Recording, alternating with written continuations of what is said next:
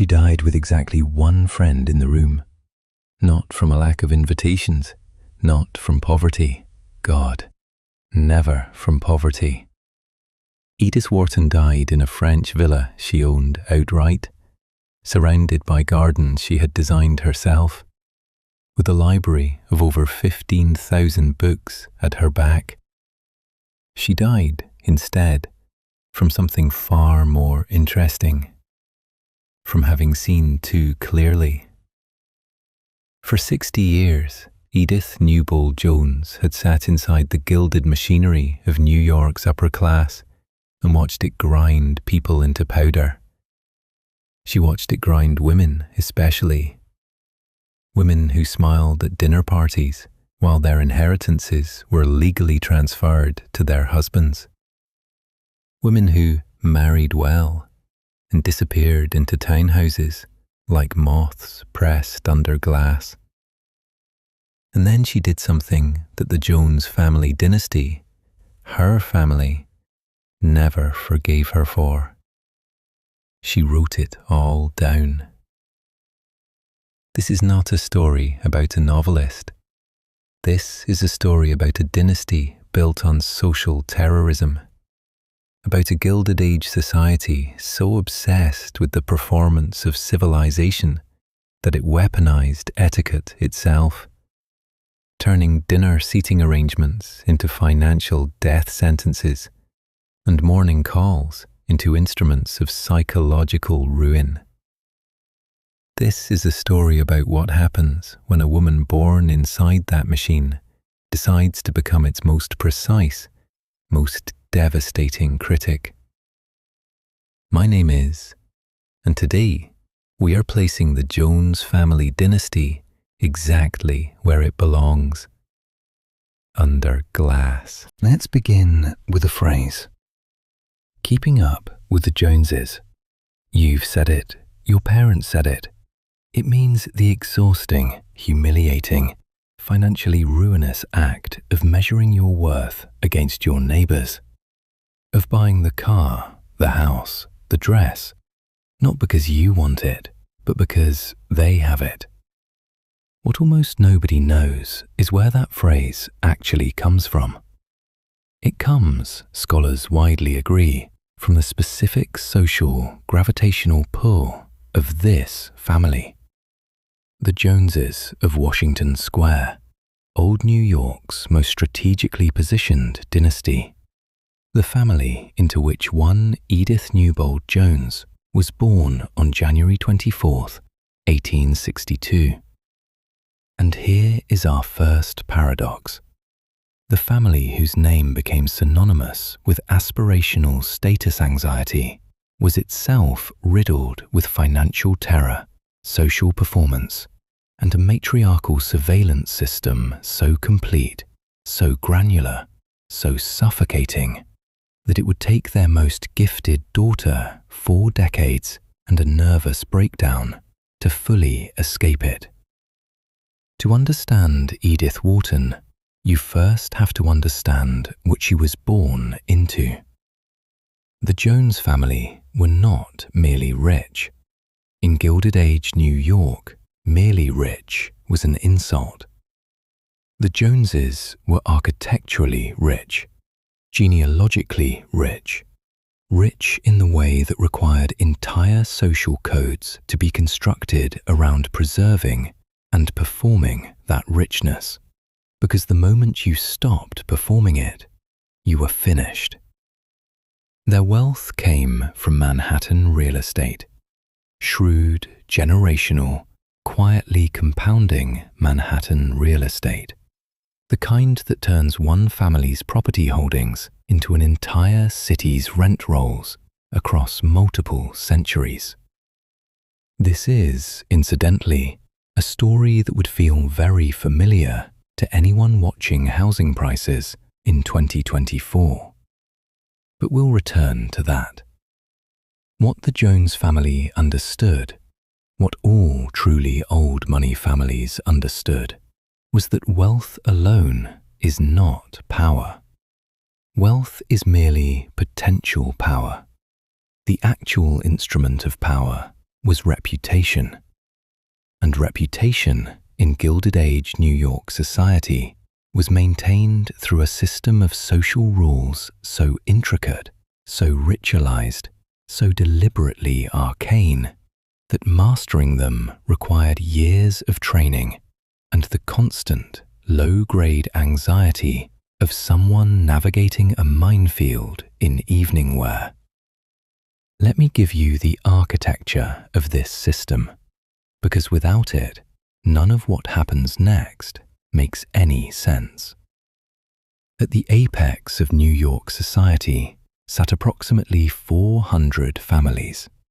The 400, a figure allegedly determined by the capacity of Mrs. Caroline Astor's ballroom. This was not a metaphor. This was a literal guest list that functioned as a social operating system for the entire city's upper class. To be on the list was to exist. To be removed from the list was a form of social death that could trigger real financial consequences. Withdrawn credit lines, cancelled business partnerships, daughters who could not find husbands, sons who could not find positions. And who decided who was on the list? Ward McAllister, Caroline Astor, and the interlocking network of matriarchs who ran what historian Eric Homburger called a social dictatorship. Women wielding enormous power within an extremely narrow cage. This is the cage Edith Jones was born into. She was described, even as a young girl, as difficult, as too intellectual. Her mother, Lucretia, a woman of formidable social standing and apparently very limited emotional range, reportedly found young Edith's habit of making up stories and reading compulsively to be embarrassing. A well-bred girl's mind was her most private organ. It was not to be displayed. When Edith, at age 11, wrote a novella and showed it to her mother, Lucretia's response was legendarily cold.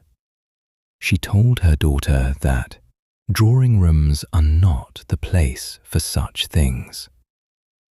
The drawing room. That phrase will become the central crime scene of everything that follows. In 1905, Edith Wharton published The House of Mirth. It sold 140,000 copies in its first year.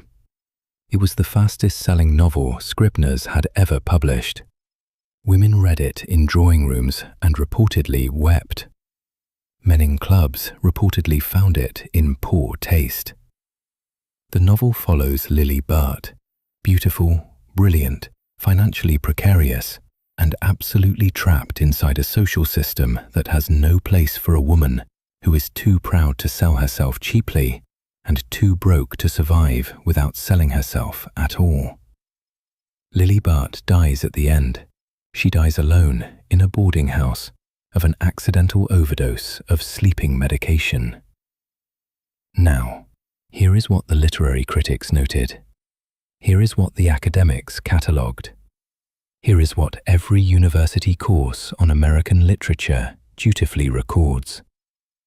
The House of Mirth is a critique of Gilded Age society. But here is what almost nobody says loudly enough.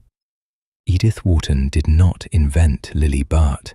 She assembled her from real women, from women she had watched, women who had sat across from her at dinner parties, women whose slow-motion social executions she had observed from childhood, processed, filed, and eventually weaponized into fiction. Let us talk about the mechanism. The system worked like this.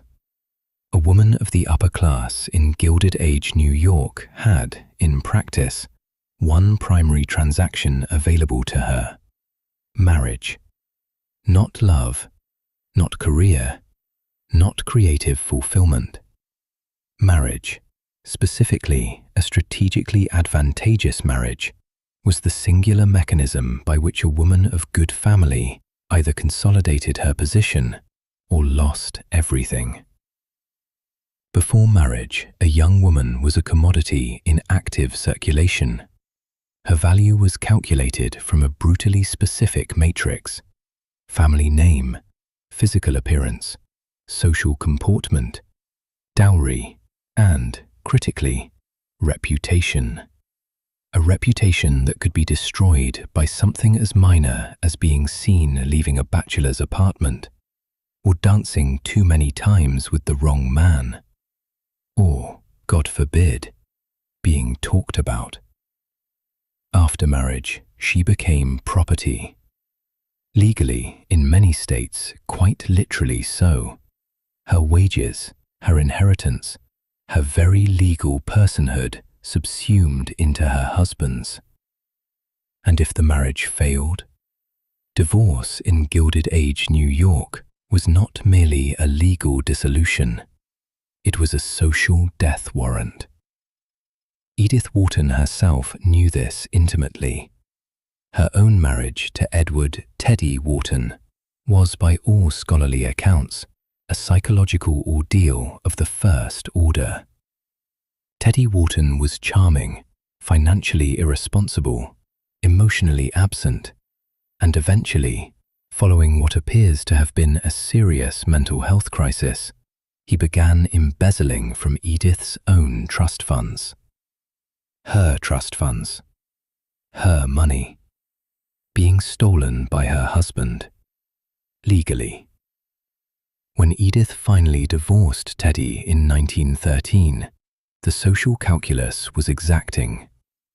She was protected somewhat by her fame. By 1913, she was already one of the most celebrated novelists in America. But even fame did not fully insulate her. She spent the rest of her life in France, not England, not New York. The displacement was not entirely voluntary. Her mother, Lucretia, had already died by then.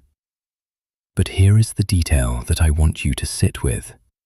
Lucretia Jones left the bulk of her estate not to Edith, her most successful, most internationally renowned child, but to Edith's brothers, because that was the protocol. Now let's go deeper into the machinery, because the Jones family's particular contribution to Gilded Age social violence was not unusual. It was representative. It was, in fact, the standard operating procedure of a class that had refined matriarchal manipulation into something approaching a dark art. The mothers of old New York are a psychologically fascinating study. They held no formal power. They could not vote. They could not hold office. They could not run businesses in their own names. And yet they administered one of the most effective social control systems in American history. They did it through information control, social access management, and the weaponization of respectability. The morning call, the dinner seating arrangement, the decision to include or exclude a name from an invitation list.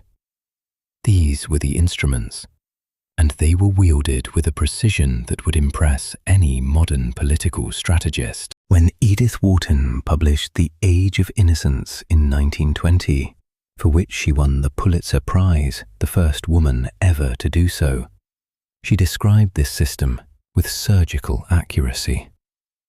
Her protagonist, Newland Archer, watches the entire social machinery assemble to disappear a woman, his lover, the Countess Olenska, who has committed the crime of leaving a bad marriage and refusing to pretend otherwise.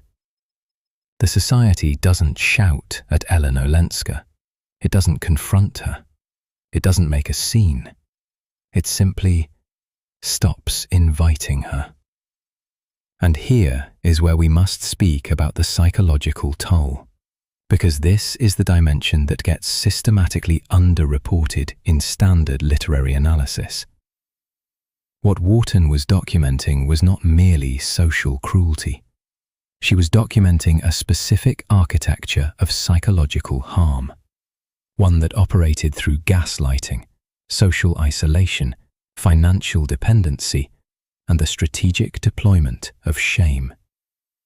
These are terms we now use in the context of domestic abuse.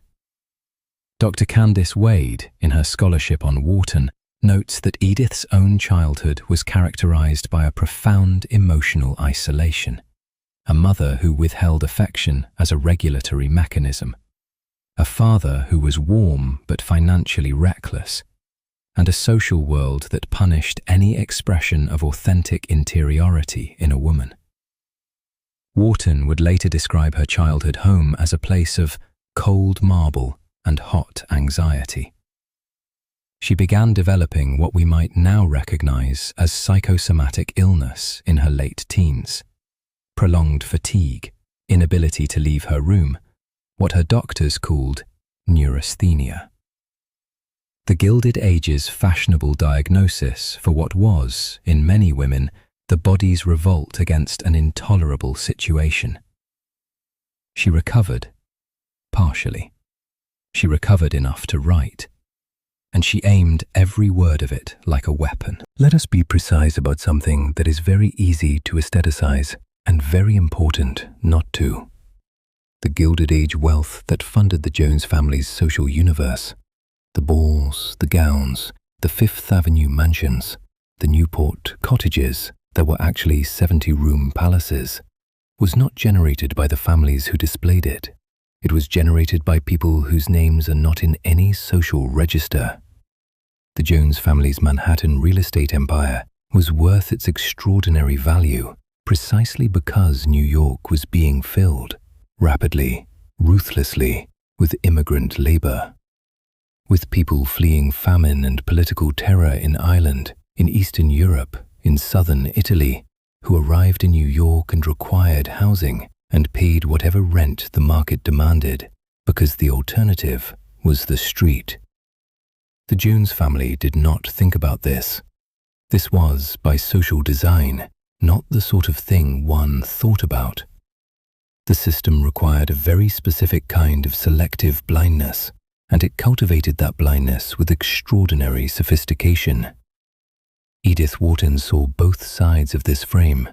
Not fully. She was, we must be honest, a woman of profound class privilege who held views on immigration and the working class that was sometimes troubling by any standard. She was not a socialist. She was not a revolutionary. But she was a diagnostician, and what she diagnosed, with a precision that has aged remarkably well, was the function of the social cruelty she observed, not merely its form. The ritual humiliation of women who married badly, or divorced, or spent beyond their means was not random cruelty. It was a wealth consolidation mechanism. Think about it structurally. If women could freely divorce, they would remove assets from family control. If women could freely pursue careers, they would become financially independent and thus unleverageable. If women could marry for love across class lines, old money would bleed into new money, and the carefully maintained scarcity of elite social status would collapse. The social cruelty was the enforcement arm of an economic system. The matriarchs who administered it, the Lucretia Joneses of the world, were not simply cruel women. They were women who had thoroughly internalized the logic of a system that had shaped them and who now reproduced that system with the particular ferocity of the converted. They had survived the cage. They had mastered its rules, and they enforced those rules on the next generation because the cage was all they had.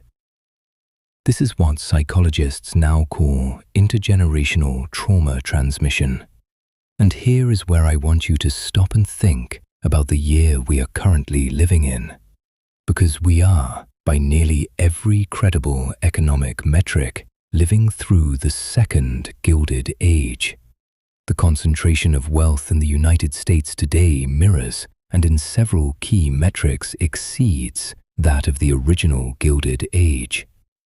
The top 1% of Americans now hold more wealth than the entire middle class combined. We have, as of 2024, more centi-billionaires, individuals worth over $100 billion, than at any point in human history. And the social rituals have been updated, but the underlying logic is identical. The social media influencer who builds an audience on aspirational domestic perfection, the aesthetic kitchen, the perfect marriage, the curated children, and then loses brand deals the moment she divorces? That is Lily Bart with a ring light. The NDA clauses in modern ultra-high net worth prenuptial agreements that financially penalize wives for speaking publicly about their marriages? That is the morning call system, updated for the digital age. The way in which extremely wealthy communities use philanthropy boards, private school admissions committees, and exclusive social clubs to maintain class boundaries while performing democratic openness. That is Ward McAllister's 400. Same function, better branding. And the women? The women in the second Gilded Age are navigating a tension that Edith Wharton would find hauntingly familiar. On one hand, unprecedented formal freedom, legal rights, professional access, reproductive autonomy. For now, the reversals are ongoing, and Wharton would have had thoughts about the last decade of reproductive rights jurisprudence. On the other hand, an informal social system that still rewards women primarily for being beautiful, adjacent to powerful men, and quiet about what they observe. The Lily Barts of 2024 do not die of chloral hydrate overdoses in boarding houses, but some of them are dying all the same, of a different, slower-moving kind of disappearance. Here is the thing about Edith Wharton that I keep returning to. She escaped. Not fully, no one escapes fully. She carried her mother's voice in her head until the end of her life. She struggled with intimacy. She built beautiful houses and filled them with books because she had learned early that houses were safer than people and books were more reliable than love. But she wrote. She aimed her intelligence at the system that had shaped her, and she dissected it, publicly, precisely, and with a clarity that made the people who recognized themselves in her pages deeply, lastingly uncomfortable. That is not nothing. That is, in fact, extraordinary. But here is the question I cannot stop asking. What about the women who couldn't write their way out? What about the ones who didn't have Edith's specific genius, her specific financial independence, inherited, ironically, from the very family system she critiqued, her specific luck in finding a creative outlet that the world eventually decided to value? What about every Lily Bart who died in the boarding house in 1905 and in 2025 because the system provided no exit and the cage had no door that genius alone could open? Edith Wharton titled her breakthrough novel The House of Mirth, a phrase drawn from Ecclesiastes. The heart of fools is in the house of mirth. It is a title soaked in dark irony. The house of mirth is the social world, glittering, laughing, apparently joyful. And the implication is devastating. To be comfortable in that house, to be at home in it, is to be a fool. To not see what it costs, to not see who pays. She saw, she paid, and then she wrote the receipt. The Jones family built a dynasty on the performance of civilized values, while systematically destroying anyone who threatened the financial structures beneath that performance. Sound familiar? Here is what I want you to sit with this week. Edith Wharton was born into the very dynasty she dismantled in fiction. She had access, wealth, and the language of the elite, and she used it against the system that produced her. But she was one woman, and the system is still running. So I want to ask you something genuinely difficult. Is the social cruelty of the Gilded Age, the isolation of women, the weaponization of reputation, the transactional marriage economy, is that a historical artifact? Or is it simply better dressed today? And more specifically, when we consume aspirational content, the lifestyle influencers, the quiet luxury aesthetic, the billionaire wedding coverage, are we the audience? Or are we the drawing room? Tell me in the comments. I read every one.